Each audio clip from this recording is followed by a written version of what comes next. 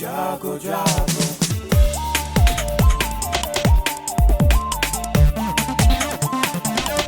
Radio जागो जागो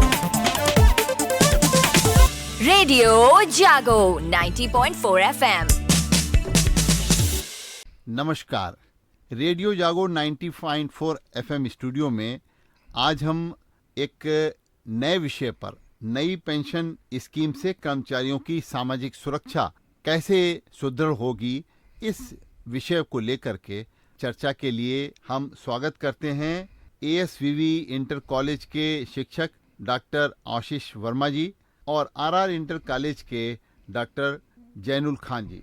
आप दोनों ही इंटर कॉलेजेस में लेक्चरर हैं और आज हम जो विषय ले रहे हैं नई पेंशन स्कीम से कर्मचारियों की सामाजिक सुरक्षा, इसमें अभी आज हम लोग ये जानते हैं, सभी को अब पता है कि पहले ओल्ड पेंशन स्कीम लागू थी।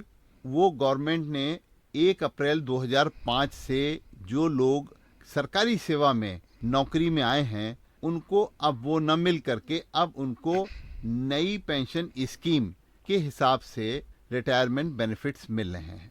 अब आज इस बात की चर्चा है कि जो 10% पहले मूल वेतन और उसमें DA मिला करके सरकार काटती है और अब इसमें सरकार 14% अपने पास से मिलाती है।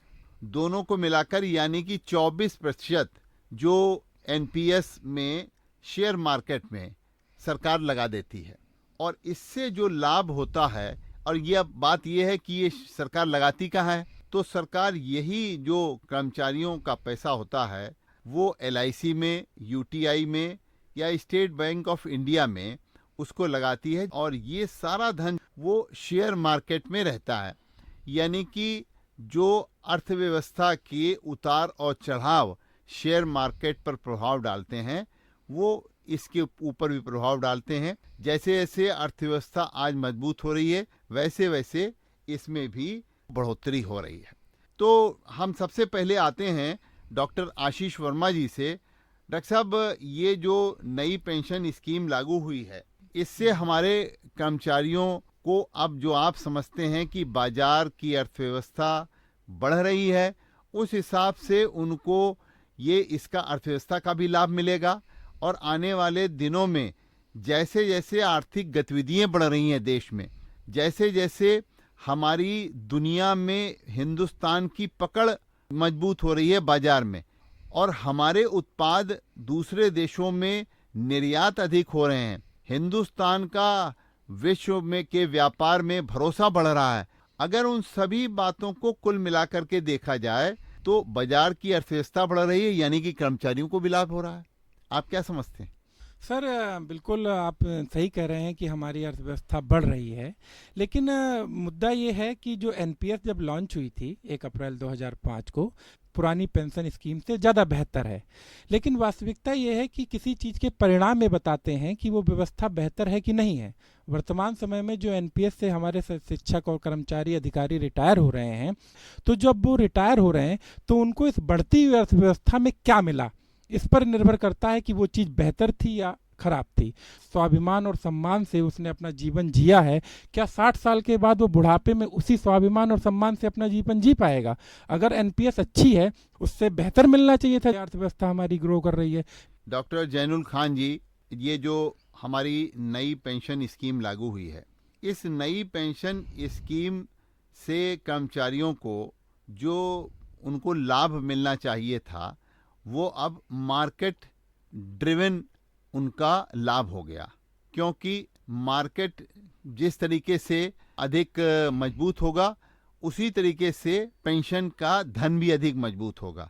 तो अब पिछले दिनों आपने देखा कि 14 से अर्थव्यवस्था धीरे धीरे मजबूत होनी शुरू हुई और अब आज स्थिति ये आई है कि भारत की पूरे विश्व में अर्थव्यवस्था में धाक जम गई और इसीलिए अभी आपने देखा कि G20 देशों के जो प्रतिनिधि यहाँ पे आए, उन्होंने भारत की अर्थव्यवस्था के बारे में ही तो जाना, साथ साथ उन्होंने अपनी देश की अर्थव्यवस्था और भारत के साथ उन्होंने कई आपसी संबंध भी किए, यानी कि कई अनुबंध भी किए व्यापारिक।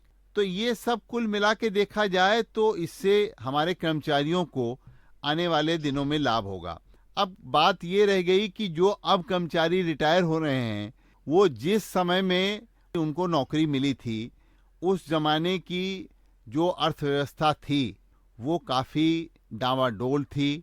पहले काफ़ी बाजार में बहुत ऐसे प्रभाव थे जो बहुत मजबूत हुआ करते थे। यानी कि देखा देखिए अब आपने आज भ्रष्टाचार भी धीरे धीरे कम हो रहा है, क्योंकि डायरेक्ट बेनिफिट जो ट्रांसफ़र है उसमें लोगों के खातों में वो पैसा जाने से ये जो भ्रष्टाचार कम हो रहा है, ये भी एक यानी कि रुपए की मजबूती है। जैसे जैसे रुपया मजबूत होगा वैसे वैसे नई पेंशन स्कीम के माध्यम से हमारे कर्मचारियों को अधिक लाभ मिलेगा। डॉक्टर जैनुल जी, आप बताइए कि आपका क्या इस संबंध में विचार है? देखिए, भारत एक लोक कल्याणकारी राज्य है और लोक जो वेलफेयर स्टेट होता है, यहाँ पर जो देश का प्रत्येक नागरिक है उसके बचपन से लेकर बुढ़ापे तक की जो सामाजिक सुरक्षा की जिम्मेदारी है वो सरकार की होती है।